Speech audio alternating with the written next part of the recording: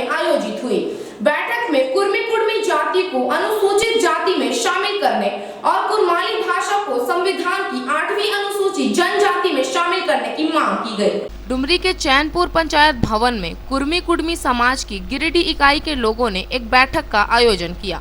इस दौरान उनकी मांग है कि कुर्मी जाति को अनुसूचित जनजाति में शामिल करना, साथ ही कुरमाली भाषा को संविधान की 8वीं अनुसूचित जनजाति में शामिल करना। इस दौरान कुर्मी समाज के प्रदेश अध्यक्ष शीतल अहोदार ने लोगों को संबोधित करते हुए कहा कि हेमंत सरकार कुर्मी के खिलाफ बात कर रही है। कुर्मी समाज के लोग ओबीसी में पहले से राज्य सरकार और केंद्र सरकार के लिस्ट में शामिल हैं, लेकिन हेमंत सरकार कुर्मी समाज के लोगों को ओबीसी में शामिल करने की अनुशंसा कर रही है, जो कि घातक है।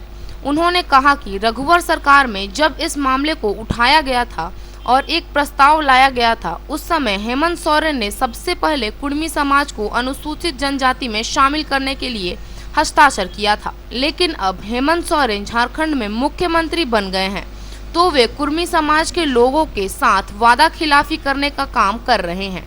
उन्होंने अपने संबोधन में कहा कि अगर सरकार उनकी बात नहीं सुनती है तो वह अपनी मांगों को लेकर आंदोलन पर उतर जाएंगे।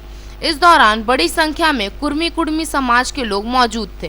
कुर्मी विकास मोर्चा गिरिडीह इकाई की ओर से बैठक की जा रही है। वर्तमान समय में जो सरकार झारखंड में है, हेमंत सोरेन जी की सरकार है, हम लोग ऐसा आशा नहीं किए थे कि हेमंत जी मुख्यमंत्री बनेंगे तो इस तरह कुर्मियों के खिलाफ जब बात करेंगे।